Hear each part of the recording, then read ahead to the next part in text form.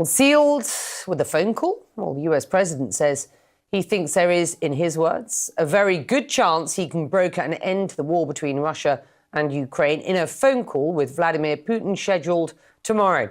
The Kremlin confirming just hours ago that that call will happen. In comments on Sunday, Donald Trump indicated the focus of the call will be about land concessions, potentially the biggest obstacle to reaching a ceasefire. Be speaking to President Putin on Tuesday. I think we'll, be talking about land. It's a lot of land. It's a lot different than it was before the war, as you know. And we'll be talking about land. We'll be talking about power plants. That's up, it's a big question. But I think we have a lot of it already discussed very much by both sides. Busy flight, that. Well, exactly how the Russian president will respond is anyone's guess. In a news conference last week, Putin laid out tough conditions and demanded concessions from Kyiv before accepting the US peace plan. Well, CNN's Claire Sebastian joining us now from London. Elena Treen is at the White House. And Claire, we've just in the last few hours heard from the Kremlin that this call will happen. What are the expectations on the part of Vladimir Putin in what he might get out of this? Well, Becky, I think this is potentially a unnerving, if not perilous, moment for Ukraine, right? Because Ukraine had a very positive week last week after the talks in Saudi Arabia. US military aid was restored. It seemed like their relationship with their biggest backer was getting back on track. I think for Putin, this call this week represents an opportunity to reverse some of that progress, to try to drive a wedge again between the US and Ukraine. Don't forget, after the last time they spoke back on February 12th, it was a few days later, and of course we cannot prove causality here, but it was a few days later that we started to hear rhetoric coming from President Trump calling President Zelensky a dictator, and then we had that cascade of events that led up to the Oval Office meeting. So that is one aspect for Ukraine to keep an eye on, and of course Ukraine's European allies, the foreign ministers of which are meeting in Brussels today and are clearly, from the commentary that we heard from them going into that meeting, trying to reiterate the point that, of course, it is Russia, not Ukraine at this point, standing in the way of peace. But look, President Trump seems to be suggesting that a lot of work has been done ahead of this call, that there was work done over the weekend. He may have something to announce, but hedging, again, he said, on whether they can end this war. Maybe we can, maybe we can't. So I think for now, Russia is keeping officially its commentary very light, not commenting at all on what it expects from this meeting.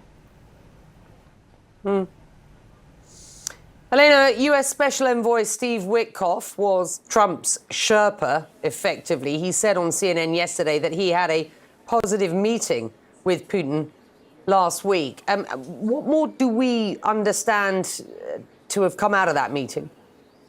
Well, there's a few things, Becky. One, I was told that that meeting lasted several hours and actually went into the early morning of Friday. But then also that Witkoff left directly and then over the weekend, he made a pit stop, I should say, in Azerbaijan, but then over the weekend came to Florida, where the president was at his Mar-a-Lago home, and briefed him on everything that happened. Now, clearly, the president is very much impressed and confident in what Witkoff shared with him in order for him to so publicly go out there and say that he believes that there's a good chance to ending the war. He believes that they've made progress through those discussions and that he wants to physically and directly speak with Russian President Vladimir Putin himself tomorrow. Now, I think one of the most interesting things we've learned, and from what the president said himself directly to reporters on Air Force One, is that they're already starting to give us a little sense of what the conversation with Putin could look like. When the president said, and you played some of this, that he thinks that they'll be talking about land. A lot of land is different than it was before the war. That's really talking about some of the concessions and the physical geography of what these negotiations could include. We know, and this has been said repeatedly by United States officials, people like Secretary of State Marco Rubio, that they believe that both Ukraine and Russia are going to have to make concessions moving forward. We already know that Ukraine has kind of made those concessions when they met last week in Jeddah with the U.S. delegation and that they agreed to that temporary ceasefire. The White House and its officials and the president himself have said that now the ball is in Russia's court. And so I think what they're going to be looking for out of these continued talks is what concessions are Russia and Vladimir Putin directly willing to make, and can they guarantee that? And that's really where a lot of this stems from. But it does seem like the White House is very confident with how these discussions have been going. I've been hearing that in my private conversations as well. And we'll just have to see how this goes tomorrow between the president, the United States President, President Trump, as well as Russian President Vladimir Putin tomorrow. Yeah, who's the better negotiator at the end of the day? And one can only assume that the Russian president has a long game at the back of his mind. President Trump, it seems, perhaps looking at a sort of shorter time period here. It'll be interesting to see what comes out of this. It's good to have you both. Thank you very much indeed. Stephen, Donald Trump saying he thinks there's a good chance of a ceasefire coming out of this call.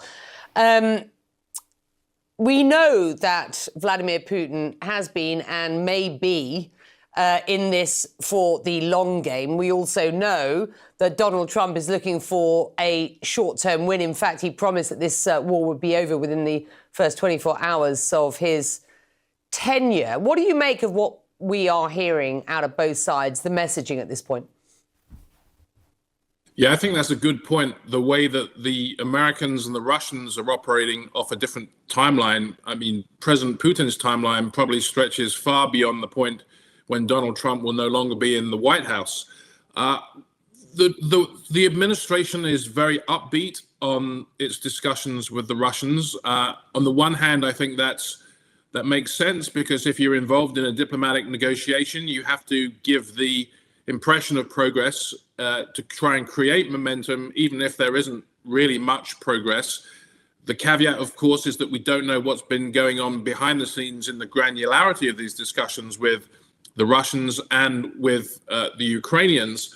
But at the same time, President Putin has effectively rejected Trump's call for an immediate ceasefire. That happened last week with all of these different conditions that the Russians applied.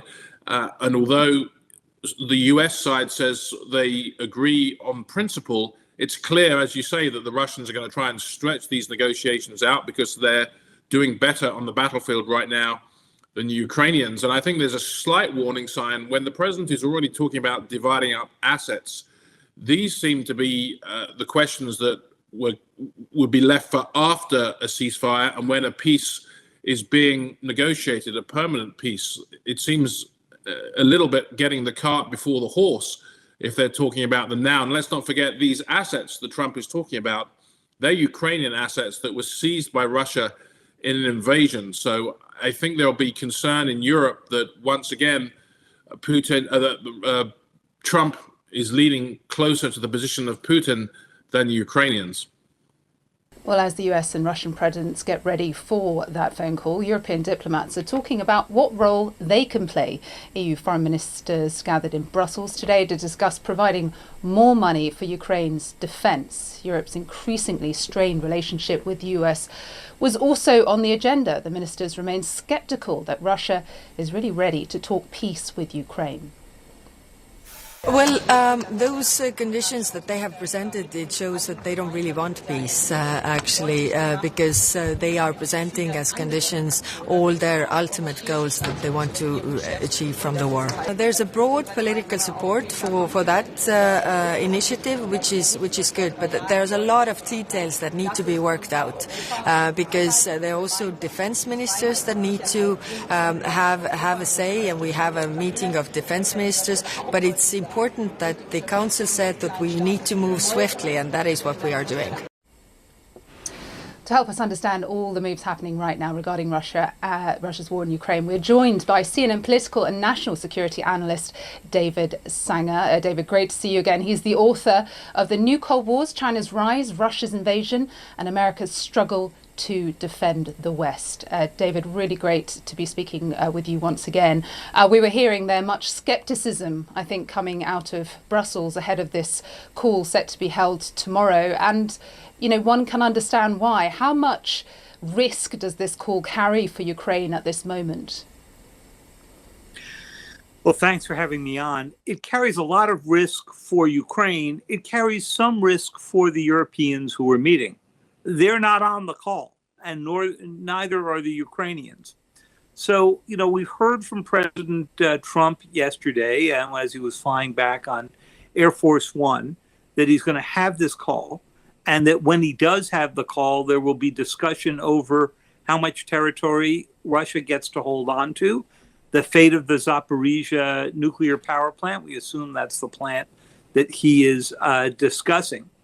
And we've known, of course, for years that Russia would end up with some land that they seized illegally from this invasion and, of course, from the seizure of Crimea.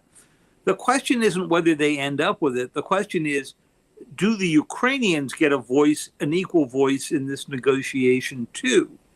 Or is this something that's just going to be decided between Vladimir Putin and President Trump? And right now, it looks like the latter.